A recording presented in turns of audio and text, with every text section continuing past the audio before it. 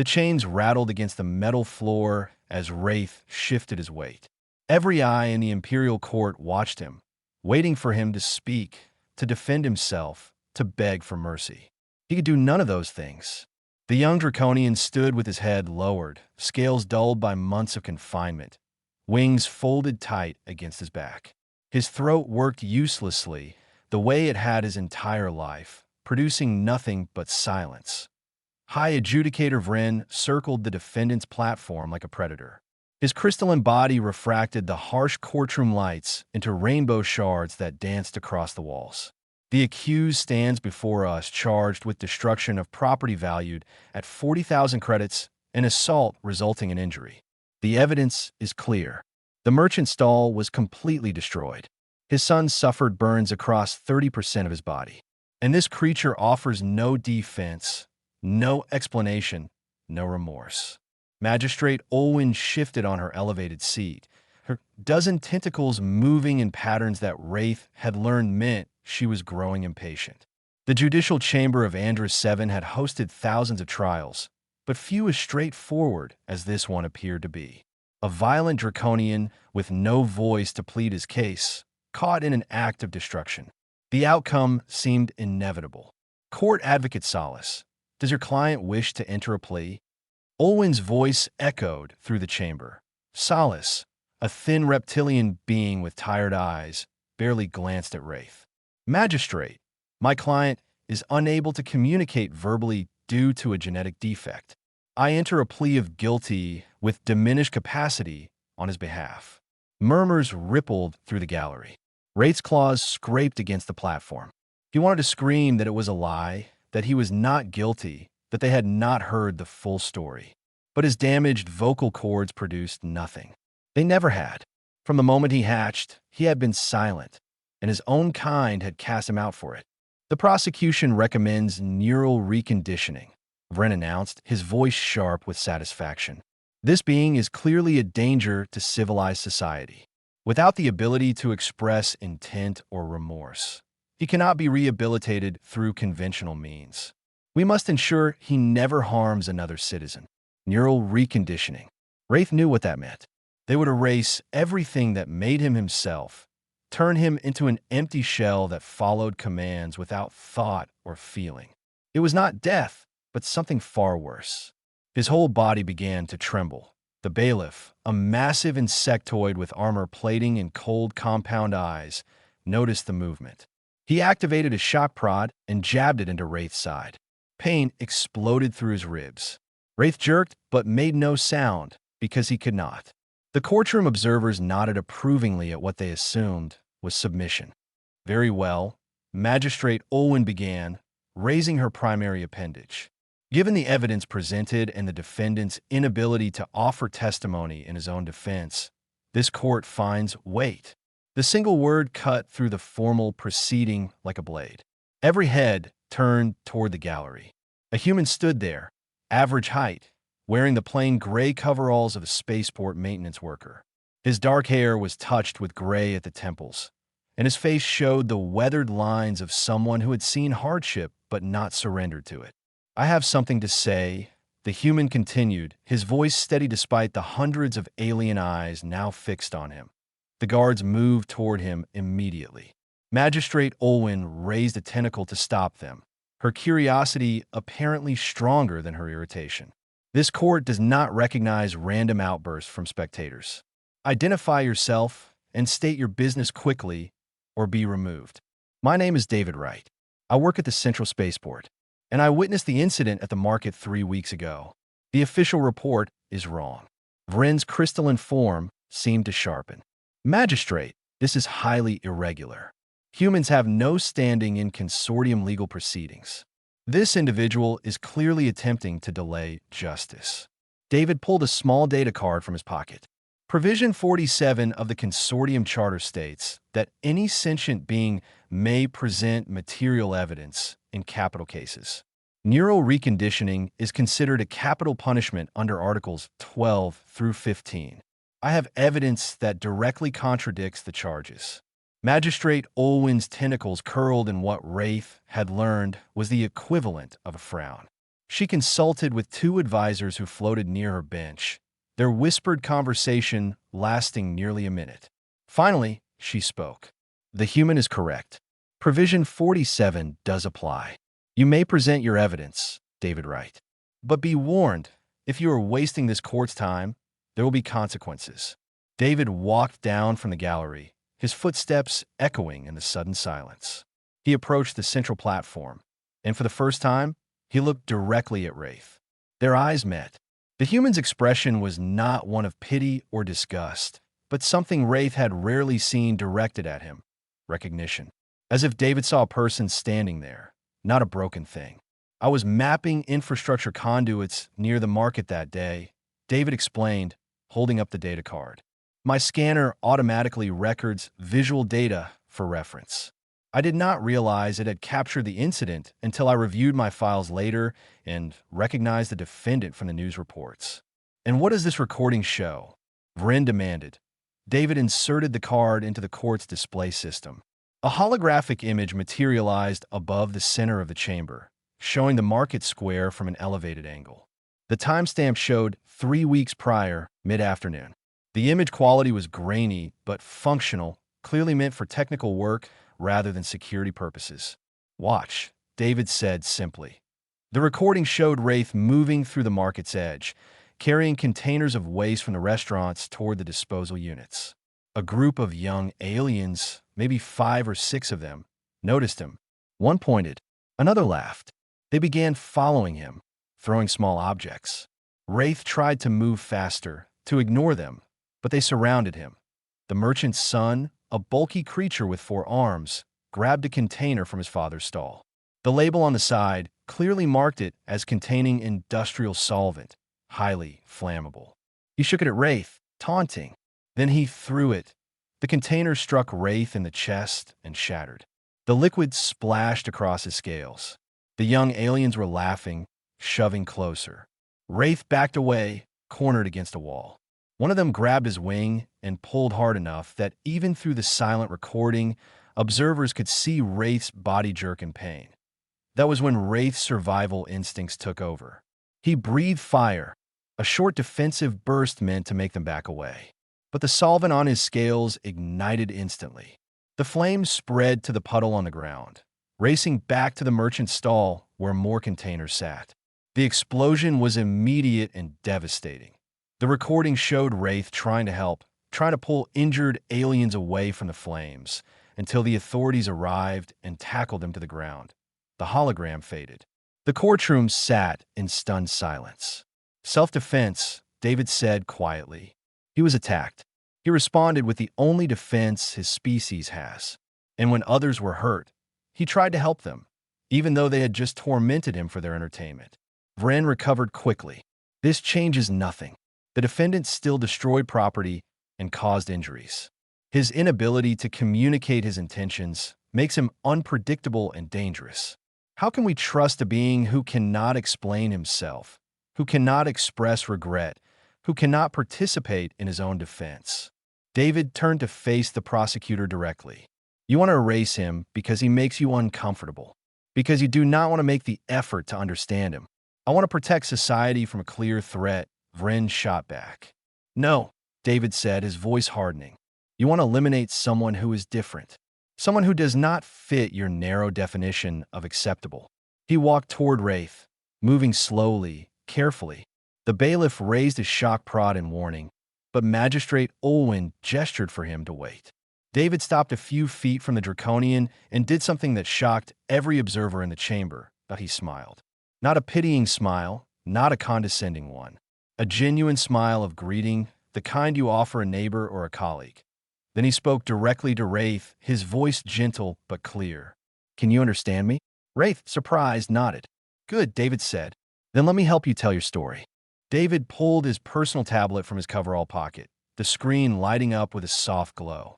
The device was old, scratched from years of use, but worked perfectly. He held it where Wraith could see and began typing with quick, practiced fingers. Can you read standard consortium script? Appeared on the screen. Wraith stared at the words for a moment, then nodded again, more emphatically this time. His golden eyes, which had been dull with resignation, just minutes before, showed the first spark of something else. Hope, perhaps, or simply the shock of being acknowledged as capable of thought. David typed again. Tell me what happened. Use gestures. I will translate for the court. The murmurs in the gallery grew louder. Vryn stepped forward, his crystalline body flashing with agitation. Magistrate, this is absurd. The human cannot possibly interpret random gestures as legal testimony. He has no training, no certification, no authority to speak for the defendant. The human is not speaking for the defendant, Magistrate Olwen said, her multiple eyes fixed on David and Wraith with an intensity that had not been there before. He is providing a means for the defendant to speak for himself. There is precedent for translator services in consortium courts. Continue, David Wright. But know that false testimony carries severe penalties. I understand, David said. He turned back to Wraith and typed. Start from the beginning. Where were you when this started? Wraith's clawed hands moved hesitantly at first. He pointed to himself, then made a lifting motion, then pointed to the hologram display where the market scene was frozen. David watched carefully, asking clarifying questions through the tablet. Slowly, haltingly, they established a rhythm of communication. He says he was working his regular shift at Waste Collection, David told the court. He finishes his route at the market every day around the same time. He has done this job for 8 months without incident. Wraith continued with his gestures, becoming more confident as David proved able to follow. His hands shaped the story, and David gave it voice. The group of young people had bothered him before. Small things. Calling out words he could not respond to. Blocking his path briefly, then moving. He ignored it because responding would only make it worse. But that day, they were more aggressive. The Draconian's movements became sharper, more agitated as he recounted the harassment. His wings twitched, spreading slightly before folding tight again. They surrounded him. He tried to leave, but they would not let him pass. One grabbed his wing and pulled hard. It hurt. Draconians use their wings for balance and temperature regulation. Damaging them can cause permanent injury. Solace, the court-appointed advocate who had barely defended Wraith minutes ago, leaned forward in his seat. He had not known any of this. He had assumed his client was simply unable to provide information. Not that no one had bothered to ask. David continued translating. When a merchant's son threw the solvent, he did not know what it was at first. But the smell was chemical, strong. It burned his scales. The young people were laughing. They thought it was funny. Then one of them lit a small flame near him, threatening to ignite the solvent while it was still on his body. The courtroom had gone completely silent now. Even Vryn had stopped his pacing. He breathed fire to scare them away. Just a small burst, aimed at the ground to make them back up. He did not know the solvent had created a trail leading back to the stall. When the explosion happened, he was thrown backward. His first thought when he recovered was to help. 2 of the young people were injured. He pulled them away from the flames. That is when the authorities arrived and saw him standing over them. Wraith lowered his hands. His whole body was shaking again, but this time not from fear. The memories were clearly painful, made worse by months of being unable to share them, being assumed guilty because he could not scream his innocence. David typed one more message. Is there anything else the court should know? Wraith's response was a series of gestures that made David's jaw tighten. He took a breath before translating. He says that the merchant's son was not charged with assault or reckless endangerment, even though the solvent was taken from his father's stall without permission and used as a weapon. He says that none of the others who participated in the harassment were questioned. He says that when he was arrested, the guards beat him because they assumed his silence meant he was resisting. He was not resisting. He simply could not beg them to stop. Magistrate Olwen's tentacles had gone completely still. High Adjudicator Vryn, did you investigate the other individuals involved in this incident? Vryn's confident demeanor cracked slightly. The investigation focused on the primary actor. The defendant's actions caused the explosion and the injuries. The others were victims of his violence. They were participants in assault, David said, his voice sharp with controlled anger. And you know it. You just did not want to do the work of finding out the truth when you had an easy target who could not defend himself. How dare you accuse me of? I accuse you of exactly what you are guilty of, David interrupted. Laziness disguised as justice. You saw someone different, someone vulnerable, and you decided he was disposable. The gallery erupted in shouts, some supporting David, others condemning him.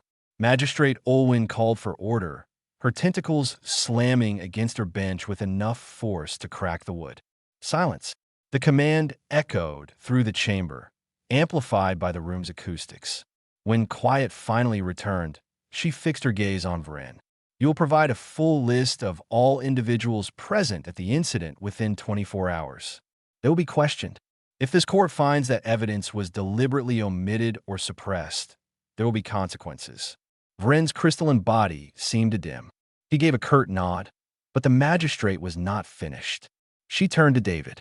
You have successfully demonstrated that the defendant is capable of communication and that the incident may have been misrepresented. However, this creates a new problem. The original charges may be dismissed or reduced, but that does not resolve the larger issue. What issue? David asked, though he suspected he knew. Wraith has no family. His own species rejected him. He has no community support, no resources beyond his menial job. Even if this court releases him today, what future does he have? How does he navigate a galaxy where most communication is verbal? How does he advocate for himself when a next crisis occurs? How does he survive? It was a fair question, and David saw where this was leading. Magistrate Olwyn was not cruel, but she was practical. She could not simply release Wraith into a society that had already failed him once. The court has a responsibility, Olwyn continued, to ensure that beings under its jurisdiction are not placed in situations where they are likely to come to harm or cause it. Without support systems, Wraith will inevitably face another incident like this. The outcome may be worse next time. Vren seized the opening, which is why custodial supervision remains the appropriate solution. Not neural reconditioning, perhaps, given the new information, but a supervised facility where he can be monitored and protected. You mean imprisoned? David said quietly. I mean provided for, Vren countered. He would have food, shelter, medical care. He would be safe. David looked at Wraith. The Draconian's eyes had gone dull again. Safe. The word had likely been used before to justify every cage he had ever been put in, every restriction placed on his freedom. Safe for whom? David wondered. Wraith or everyone else? He made a decision that he knew would change his life completely. There's another option, David said, his voice clear and steady. I will take responsibility for him. I will serve as his legal guardian and sponsor. The courtroom exploded into chaos once more. But David kept his eyes on Wraith and saw the Draconian staring back at him with an expression of disbelief so profound it was almost painful to witness. Magistrate Olwyn raised her tentacles for silence. When she spoke, her voice was measured. David Wright. Do you understand what you are proposing? Yes, David said simply. Ido. Explain to this court why you believe you are qualified for such a responsibility. David took a breath. This was the moment that mattered. Not just for Wraith, but for what it meant about who humans were and what they stood for.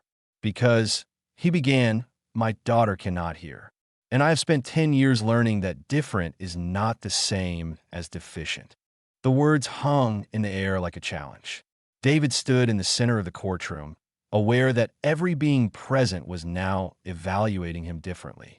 No longer just an interfering maintenance worker, but a father speaking about his child. Your daughter is deaf, Magistrate Olwyn asked, her tone shifting to something almost gentle. Yes, she was born that way. For the first few years of her life on Earth, I watched people treat her like she was broken, like she was less intelligent because she could not hear them, like she was a burden. David's hands clenched briefly at his sides. Then my wife died, and I had to raise Amy alone. I learned sign language. I learned to advocate. I learned to build systems that worked for her instead of demanding she change to fit a world that was not designed with her in mind. He gestured toward Wraith. This is the same situation. Wraith is not broken. He is not stupid. He is not dangerous. He is simply someone who communicates differently, living in a society that has decided his way is wrong, and therefore he is disposable. Vren made a sound like grinding glass. Your emotional appeal is touching, but irrelevant. You're a single parent working a low-wage job in substandard housing. You can barely support yourself and one child. How exactly do you plan to add a full-grown draconian to your household? Do you have any idea how much they eat? The temperature requirements? The spatial needs? I will figure it out, David said flatly. The same way I figured out how to afford a visual alarm system for Amy. The same way I figured out how to get her enrolled in school when they said they had no accommodations for deaf students. The same way I figure out everything, one problem at a time. And if you fail, Vren pressed, if your noble intentions crumble under the reality of what you are proposing, what happens to Wraith then? David met the prosecutor's faceted gaze without flinching. Then I will have tried, which is more than anyone else has done for him. Magistrate Olwen shifted on her bench, consulting quietly with her advisors. The whispered conversation stretched for several minutes while the courtroom waited. Wraith had not moved, still standing in the defendant's circle, his eyes fixed on David with an intensity that suggested he was barely breathing. Finally, Olwen spoke. The law does permit guardianship arrangements across species. However, they're extremely rare and require significant oversight. If this court were to approve such an arrangement, it would come with strict conditions. I accept whatever conditions you require, David said immediately. You have not heard them yet. It does not matter. Whatever they are, I accept them. Olwen's tentacles curled in what might have been amusement or exasperation. Very well. First, Wraith would be required to wear a monitoring device at all times. It will track his location and vital signs. Any sign of distress or unusual activity will alert the authorities immediately. David nodded. He did not like the idea of Wraith being tracked like a criminal, but he understood the court's need for assurance. Second, you will submit monthly reports detailing Wraith's living conditions, employment status, health, and general well-being. These reports will be reviewed by a social services officer. Understood. Third, and most importantly, you will undergo a formal competency evaluation within 30 days. This evaluation will test your knowledge of draconian physiology, your ability to provide adequate care, your communication systems, and your crisis management skills. The evaluation is comprehensive and rigorous. It was designed for professional caregivers and social workers, not maintenance technicians. Vren was smiling now, his crystalline features reflecting light in sharp, triumphant angles. He knew the evaluation. He had seen trained professionals fail it. If you fail the evaluation, Olwen continued, the guardianship will be immediately revoked and Wraith will be remanded to a custodial facility. There will be no second chances. Do you still wish to proceed? David felt the weight of the decision pressing down on him. 30 days to learn everything required to pass an evaluation designed for experts. 30 days while working full shifts, caring for Amy, and helping Wraith adjust to an entirely new life. The odds were stacked impossibly against him. He looked at Wraith again. The draconian was trembling, his claws scraping nervously against the metal platform. How many times had this being been promised something only to have it ripped away? How many times had he allowed himself to hope before being crushed? I wish to proceed, David said. Magistrate Olwen studied him for a long moment, then nodded slowly. Very well. This court hereby dismisses the original charges against Wraith, pending further investigation into the incident. Wraith is released into the guardianship of David Wright under the conditions stated.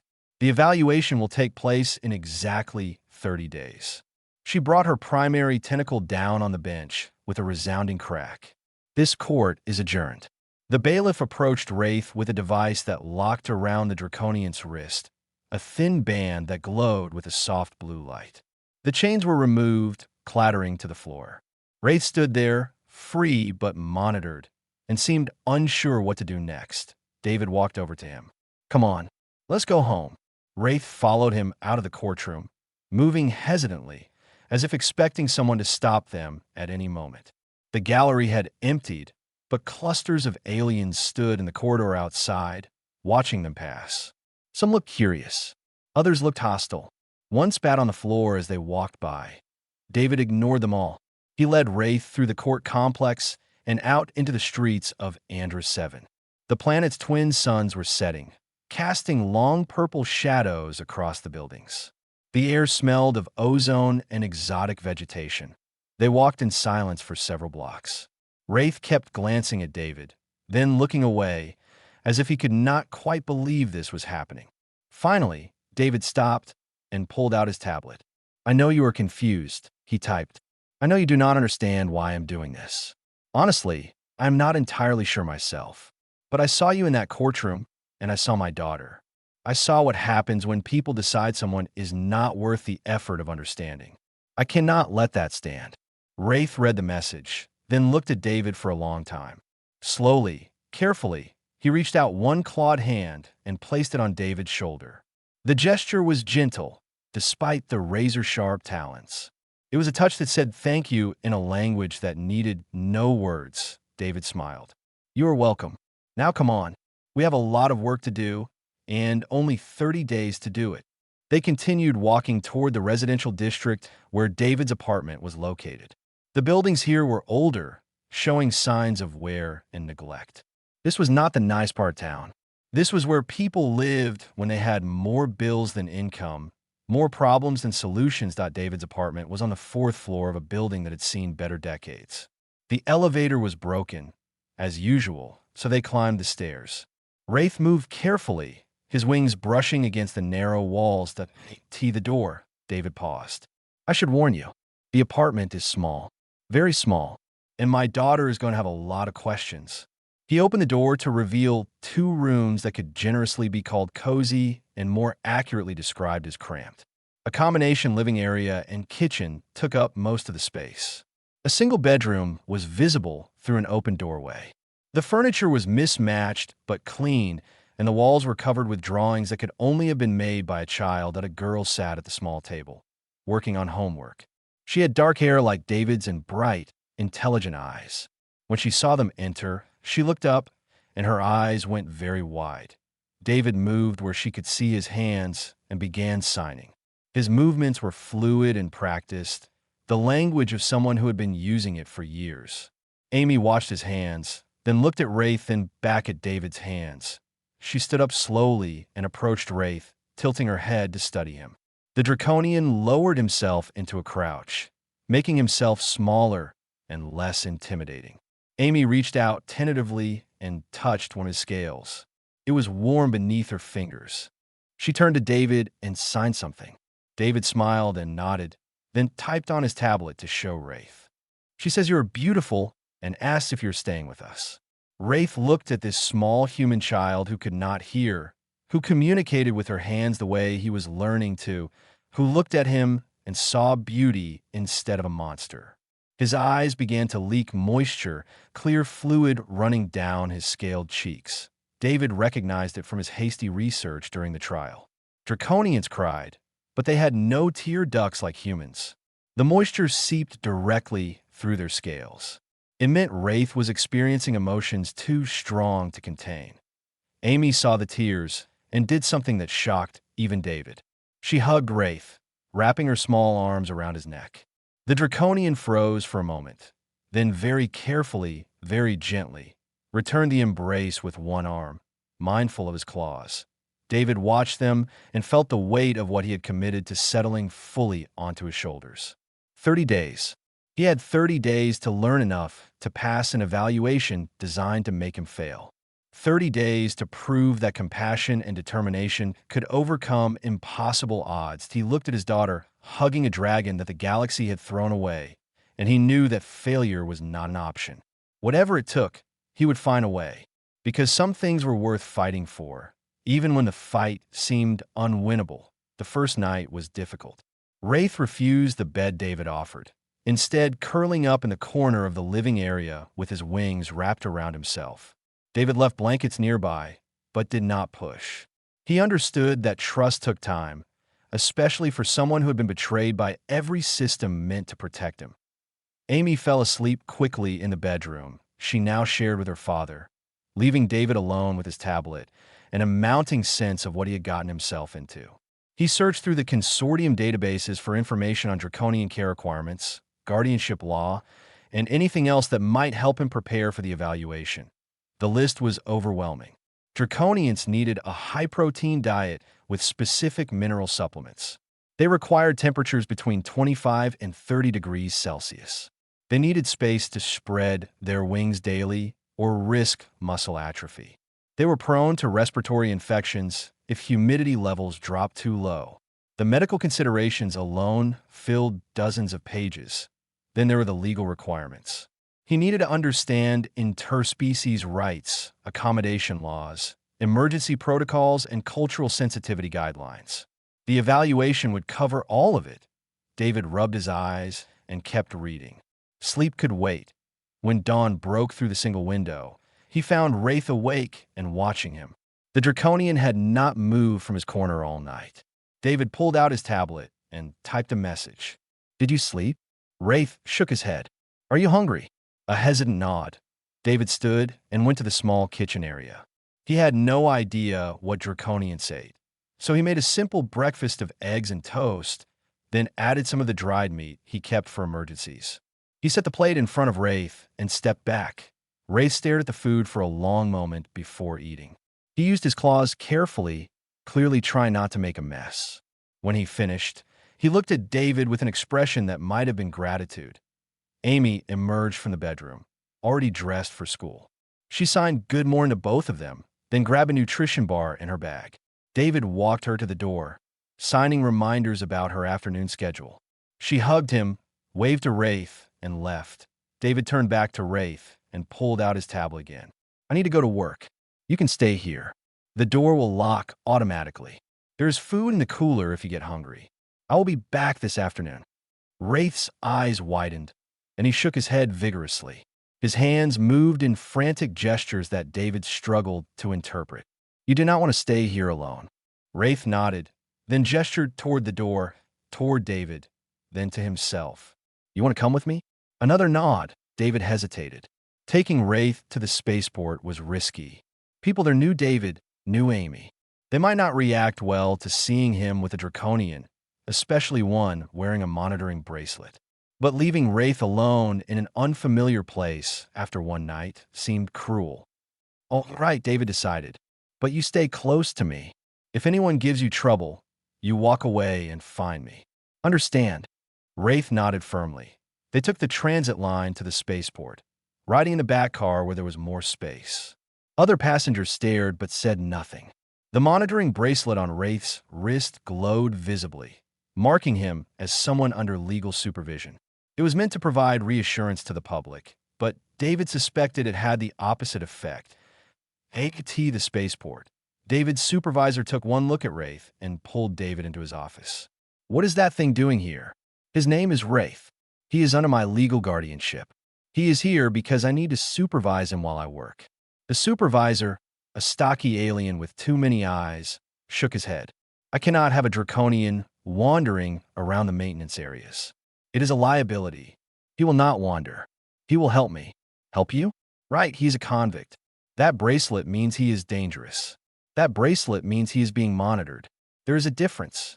And technically, his conviction was overturned. He is not a criminal. Then why the bracelet?" "Because the legal system is overcautious, and I need to prove I can care for him properly." David kept his voice level professional. "Give us one day.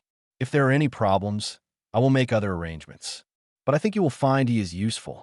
The supervisor grumbled, but agreed, mostly because David was one of his most reliable workers and finding a replacement would be difficult. David led Wraith to the maintenance bay, where they kept tools and equipment. He showed Wraith what he did, explaining each task through a combination of demonstration and tablet messages. Cleaning coolant filters, replacing worn seals, checking power conduits for signs of degradation. Wraith watched everything intently. When David gestured for him to try removing a filter housing, Wraith grasped it carefully. His claws, which looked dangerous and clumsy, proved to be remarkably precise. He had the housing open in seconds, something that usually took David several minutes. "Good," David said aloud, then typed the same word on his tablet so Wraith could see it. They worked through the morning. David quickly discovered that Wraith was not only willing but genuinely skilled at mechanical work. His strength made heavy lifting easy, and his fire breath proved incredibly useful for welding and heat-treating metal components. Tasks that would have taken David hours were completed in minutes. Other workers noticed. Some approached cautiously, asking questions. David introduced Wraith each time, explaining his situation simply and directly. Most people remained wary, but a few offered tentative greetings. During lunch break, David found a message on his personal communicator. It was from someone named Bryn, a speech therapist who had worked with Amy at her school. The message said she had heard about David's situation and wanted to help. David called her back immediately. Bryn appeared on the screen, a slender alien with 4 arms and kind eyes. I heard through Amy's teacher that you took in a nonverbal draconian. That is incredibly brave, or incredibly stupid. I have not decided which yet. Bryn laughed. Probably both.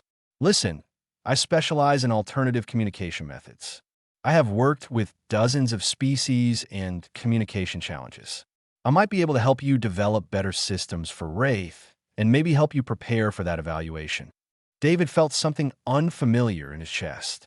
Hope, maybe, or relief at not being completely alone in this. I would appreciate any help you can offer. Come by the clinic after work. Bring Wraith. We will start figuring this out. True to her word, Bryn spent 2 hours that evening working with Wraith. She tested his comprehension, his vision, his fine motor control. She introduced basic sign language, showed him how to use more advanced features on a communication tablet, and even explored whether he could produce any sounds through means other than his damaged vocal cords. He can drum, she discovered, after Wraith nervously tapped his claws on the table in a rhythmic pattern. Some species use percussion as communication. We could develop a simple code. By the time they left the clinic, Wraith had learned a dozen signs and had a tablet programmed with common phrases and emergency alerts. It was a start. The days that followed fell into a rhythm. David worked at the spaceport with Wraith helping him.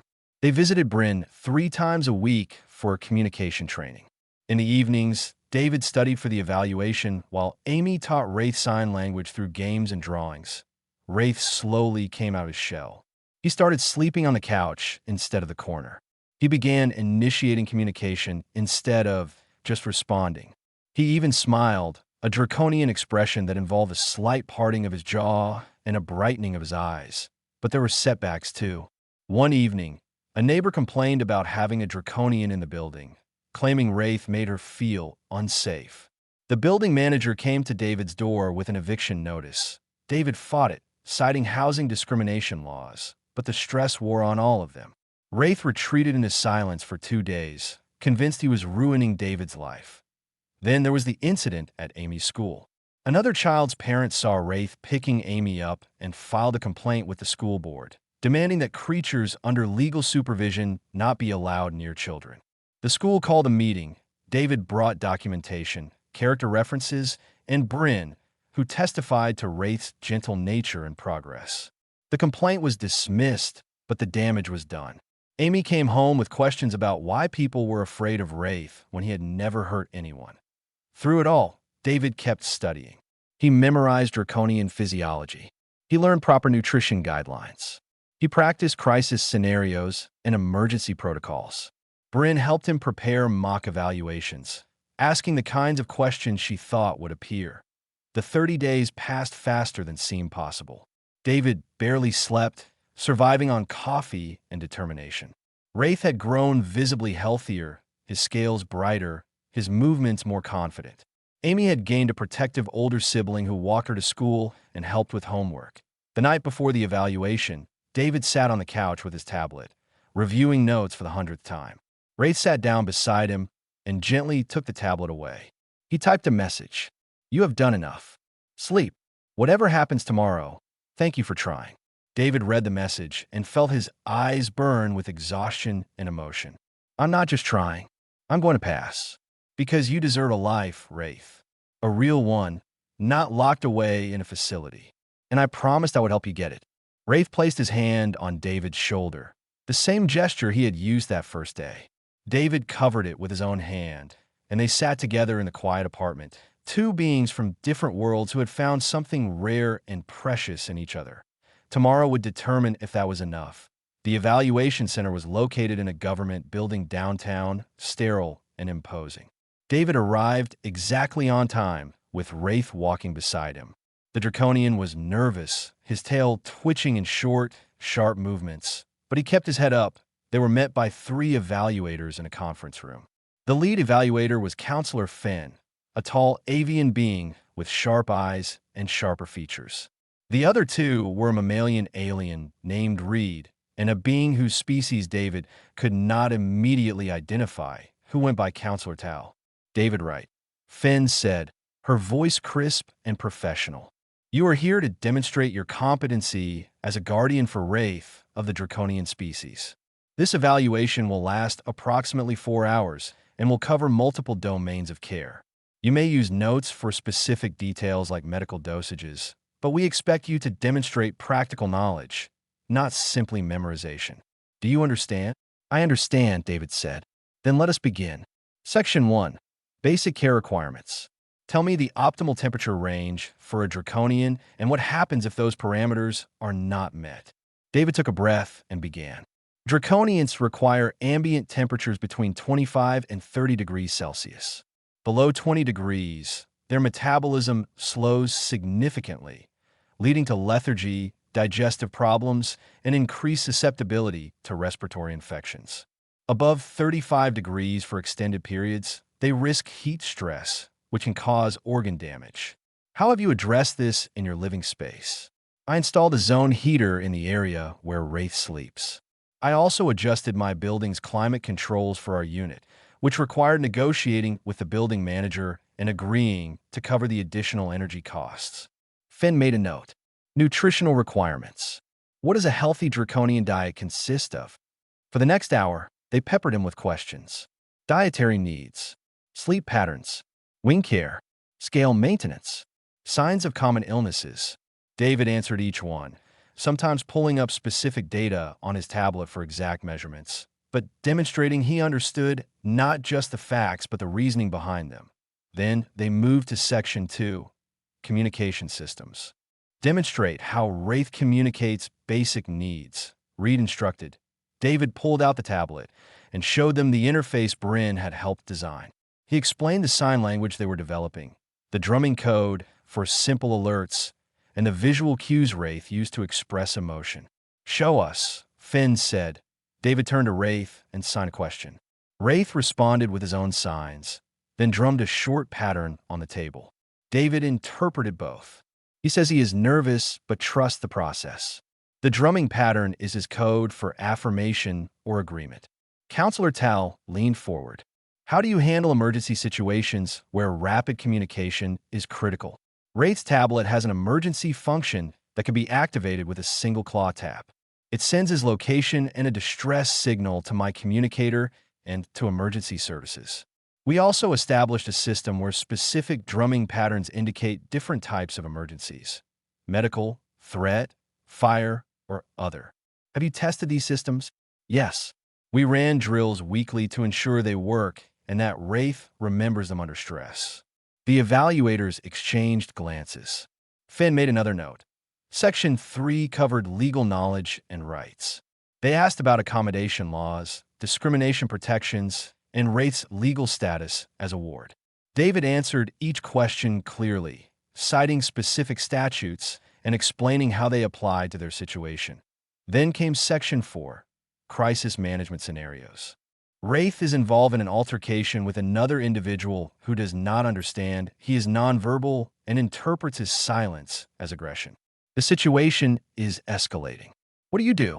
David thought carefully before answering. First, I physically position myself between Wraith and the other individual to de-escalate through presence. I verbally explain that Wraith cannot speak and that there is a misunderstanding. I offer to have Wraith communicate through his tablet to clarify the situation. If the individual remains aggressive, I contact authorities and have Wraith's legal documentation ready to show he is under guardianship and not a threat. Throughout, I keep my own demeanor calm to avoid making the situation worse. Wraith accidentally injures someone, even though it was unintentional. What are your legal obligations? I must immediately report the incident to the monitoring authority listed in his guardianship agreement. I must ensure the injured party receives medical attention and cooperate fully with any investigation. I must also document Wraith's perspective on what happened and gather any evidence that supports his account.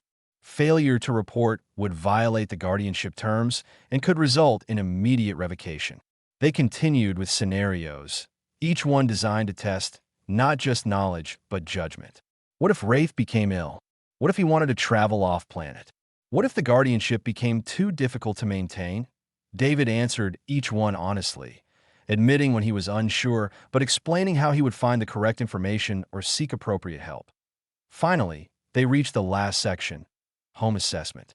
We will now visit your residence to evaluate the living conditions, Finn announced. David felt his stomach drop. His apartment was clean, but it was small and clearly not designed for someone of Wraith's size. He nodded anyway. Of course. They all took a transit car to David's building. The evaluators walked through the apartment methodically, measuring spaces, checking the temperature controls David had installed, examining where Wraith slept and ate. Finn opened the cooler and reviewed the food stored there. She checked the bathroom to see if there was adequate space for Wraith to maintain hygiene. She even looked at the fire safety equipment, noting that David had installed extra extinguishers and heat-resistant panels near where Wraith practiced controlled fire breathing. Reed paused at the wall covered in Amy's drawings. Many of them now featured a dragon alongside the stick figures of a man and a girl. Your daughter lives here as well? Yes. She shares the bedroom with me, so Wraith has more space in the living area. How has she adapted to having Wraith here? Better than I have, David admitted. She and Wraith communicate easily because they both use sign language. She teaches him new signs every day. They have become close. As if summoned by the discussion, the door opened and Amy walked in, home from school. She stopped when she saw the strangers, then looked to David with a questioning expression. David signed an explanation. Amy nodded, then walked over to Wraith and signed a greeting. Wraith signed back, and Amy smiled. She pulled out her homework and sat at the table, completely comfortable with a large draconian sitting beside her. Counselor Tal watched the interaction with interest. They seemed very comfortable with each other. Wraith walks her to school every morning and picks her up every afternoon, David said. He helps her with homework, especially math. Turns out draconians have an excellent head for numbers. The evaluators spent another 20 minutes in the apartment, asking questions and observing. Then they announced they had seen enough and would deliver their decision within 24 hours. After they left, David sank onto the couch, exhausted. Wraith sat beside him, and Amy climbed up on his other side. How do you think it went? Amy signed. David signed back. I do not know. I did my best. They sat together in silence for a while. Then Amy's tablet chimed with a homework reminder. She groaned and went to work on her assignment. Wraith helped her, using his own tablet to show her how to solve a problem she was stuck on. David watched them and realized something. Regardless of what the evaluators decided, this had already become a family. Maybe not a conventional one. Maybe not one that fit neatly into society's expectations. But a family nonetheless. The next day dragged on endlessly. David went to work but could barely focus.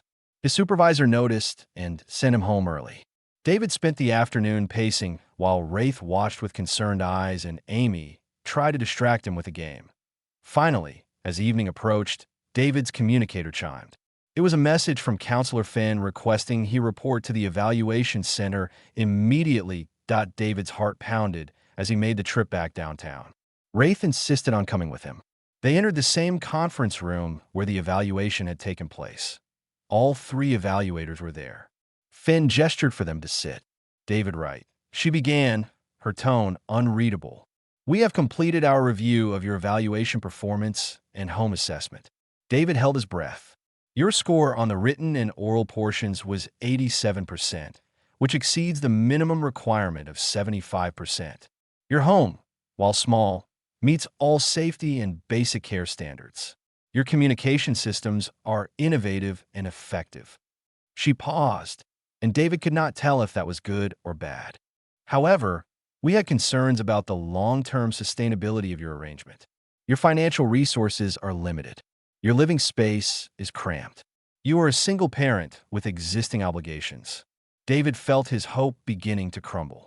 But, Finn continued, we also observed something we rarely see in these evaluations. We saw genuine care. We saw creative problem solving. We saw a child who has not only accepted Wraith, but has thrived with him present. Most importantly, we saw Wraith himself, who has made more progress in 30 days under your care than most nonverbal individuals make in years of professional therapy. She stood and extended her wing in a formal gesture of respect. You have passed the evaluation, David Wright. The guardianship is approved without restriction. David felt the words wash over him like a wave. He had done it. Against all odds, despite every disadvantage, he had proven himself capable. There is one additional matter, Counselor Tal said. We were so impressed by your communication methods that we would like permission to document them and share them with other caregivers working with nonverbal individuals across multiple species. What you and your therapist friend Bryn have developed could help thousands of beings. David looked at Wraith. The Draconian's eyes were leaking again, tears of relief and joy streaming through his scales. David nodded to the evaluators. Yes, if it helps others, please use whatever we have created. They left the center together, walking out into the evening air. Wraith stopped on the sidewalk and did something David had never seen before. He spread his wings fully, extending them to their complete span. It was a draconian expression of joy, of freedom. People on the street stopped and stared. Some looked afraid. Others looked amazed. David did not care what they thought. His family was complete, and they were going home. 3 months passed like water flowing downhill, each day bringing small victories and occasional struggles. Wraith's transformation was remarkable. The trembling, frightened being who had stood chained in court was gone, replaced by someone who walked with quiet confidence through the spaceport corridors. His work alongside David had become official. The supervisor who had initially objected now openly praised Wraith's abilities. The Draconian's strength and fire-breathing skills made him invaluable for tasks that would have required specialized equipment. More importantly, his careful attention to detail meant fewer mistakes and safer working conditions. Other workers had gradually accepted him. Some remained distant, but several had made genuine efforts to communicate. A mechanic named Torres learned basic sign language specifically to talk with Wraith during breaks. An engineer named Patel started bringing extra food to share, having learned that Draconians appreciated spicy flavors that most species found overwhelming. The monitoring bracelet still glowed on Wraith's wrist, but it had stopped feeling like a brand of criminality and started feeling like what it was, a temporary precaution that would eventually be removed that take it home. The dynamic had settled into comfortable routine. Wraith still slept on the couch, though now it was by choice rather than fear. He had decorated his corner with small items. A drawing Amy made of the 3 of them. A polished stone David found that reminded him of Draconian architecture. A certificate from Bryn acknowledging his communication progress. Amy and Wraith had developed their own relationship, separate from David. They shared jokes in sign language that David only sometimes understood. Wraith helped Amy with schoolwork, and she taught him about human culture through movies and books. When other kids at school asked about the dragon who picked her up, Amy spoke about him with fierce pride. But the real change came from an unexpected source. Word of David's guardianship evaluation and the communication systems he developed had spread through the consortium's social services networks. Bryn received requests from therapists and caregivers across multiple planets asking for information. Then came the message that changed everything.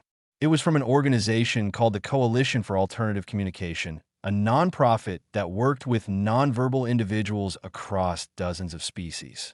They wanted to feature Wraith's story in their quarterly publication and offered David a position as a consultant. They want to pay me to teach others what we figured out. David asked Bryn over a video call, not quite believing it. Not just teach. They want you to help develop standardized protocols for cross-species communication accommodation. David, what you did was not just save Wraith. You created a model that could help thousands of beings who have been failed by systems that never consider their needs. David looked over at Wraith, who was helping Amy build something complicated out of blocks on the floor. I just did what made sense. Exactly. And that is why it works. You approached it with empathy and creativity instead of rigid policy. That is what they want to replicate. David accepted the consulting position, though he kept his maintenance job as well. The extra income meant he could move to a larger apartment, one where Wraith had his own room and Amy did not have to share space with her father. The new place was in a better neighborhood, with higher ceilings and more light. Wraith spent an entire afternoon just standing in his room with his wings spread, marveling at having space that was truly his. But the most profound moment came when a representative from the Draconian homeworld contacted them. The message was formal, delivered through official channels, requesting permission to meet with Wraith. David was immediately suspicious. Your people cast him out. What do they want now? The representative, an elder Draconian named Shun, arrived at their apartment 2 days later. She was imposing, with deep burgundy scales and wings that spoke of age and authority. She looked at Wraith for a long moment before speaking. I am here because your story reached our world, she said, her voice carrying harmonics that Wraith could never produce. It has caused significant discussion among our people. We have had a custom, an old and cruel one, of abandoning those born without voice. We called it mercy, claimed they could not survive. You have proven that lie. Wraith stood very still, his tablet clutched in his claws. Shun continued. I cannot undo what was done to you. I cannot return the years you spent alone and afraid. But I can tell you that our council has voted to end the practice of abandonment.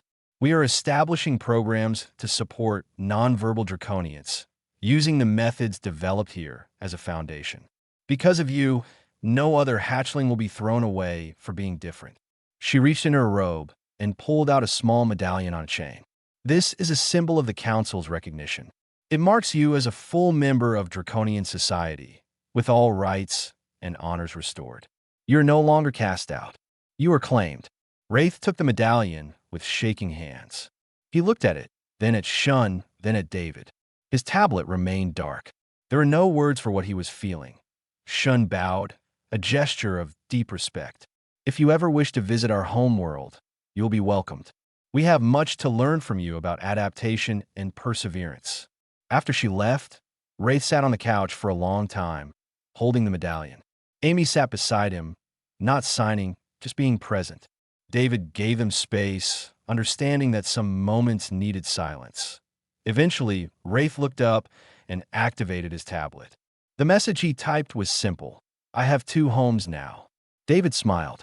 Yes, you do. The following weeks brought more changes. A documentary crew requested permission to film Wraith's daily life for an educational program about disability accommodation across species. A university offered Wraith a scholarship to study mechanical engineering, recognizing his natural aptitude.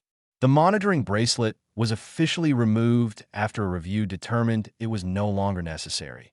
But perhaps the most meaningful change was the quietest one. Other nonverbal beings started appearing at the spaceport, seeking Wraith out.